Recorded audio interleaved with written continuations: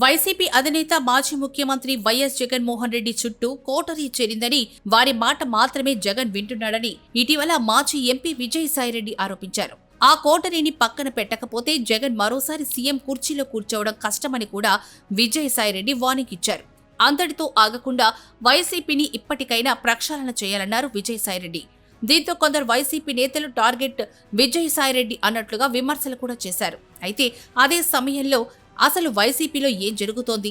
జగన్ చుట్టూ నిజంగానే కోటరీ ఉందా?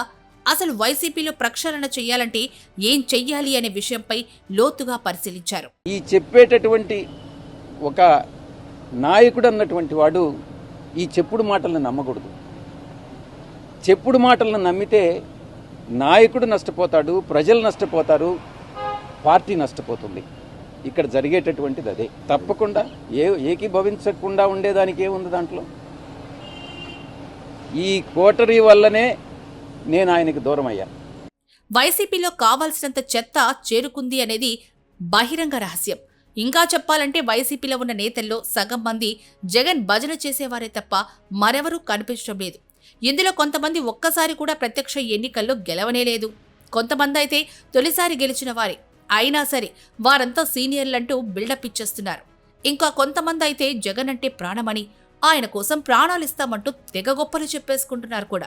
కానీ ఇలాంటి వారి వల్లే పార్టీకి కావాల్సినంత చెడ్డ పేరు అనే విషయం జగన్మోహన్ రెడ్డికి ఎప్పుడు తెలుస్తుందో అని కొంతమంది సీనియర్ నేతలైతే వ్యాఖ్యానిస్తున్నారు. రాజకీయాల్లో కనీస విలువలు పాటించని నేతలంతా ప్రస్తుతం వైసీపీలోనే ఉన్నారు. నోటికి ఎంత మాటొస్తే అంత మాట అనటం, ప్రత్యర్థి పార్టీల నేతలను కించపరిచేలా వ్యాఖ్యలు చేయడం, దాడులు చేయడం, అక్రమార్జనలో మునిగి తేలటం ఇదే వైసీపీలో ఎక్కువ మంది నేతల తీరు.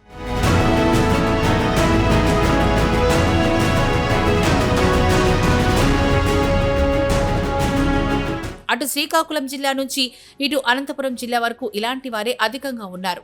దువ్వాడ శ్రీనివాస్, కొడాలి నాని, రోజా, ద్వారంపూడి చంద్రశేఖర్ రెడ్డి, జోగి రమేష్, పిన్నెల్లి రామకృష్ణారెడ్డి, అనిల్ కుమార్ యాదవ్, లేళ్ల అప్పిరెడ్డి, అంబటి రాంబాబు, గోరంట్ల మాధవ్, ఇలా చెప్పుకుంటూ పోతే జాబితా పెద్దగానే ఉంది. అయితే ప్రస్తుతం వైసీపీలో ఇలాంటి వారే చాలా కీలకంగా వ్యవహరిస్తున్నారు.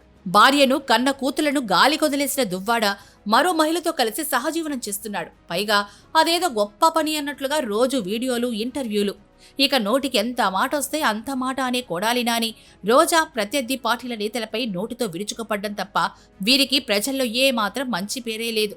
చంద్రబాబు ఇంటిపై దాడి చేసిన జోగి రమేష్ అయితే కుటుంబం కోసం పార్టీ కార్యకర్తలను గాలి కొదిలేశాడు. భూమి కనిపించడం పాపం అన్నట్లుగా కబ్జాలు చేశారు. ఇక పిన్నెల్లి గురించి ఎంత తక్కువ చెప్పుకుంటే అంత మంచిది. మాచర్ల నియోజకవర్గంలో వరుసగా 5 సార్లు గెలిచిన పిన్నెల్లి నియోజకవర్గం అభివృద్ధికి చేసింది ఏమీ లేదు. కానీ ఇసుక మద్యం వ్యాపారంలో భారీగానే కూడబెట్టారు. ఇక ప్రత్యర్థి పార్టీల కార్యకర్తలు హత్యలు కూడా చేయించారు.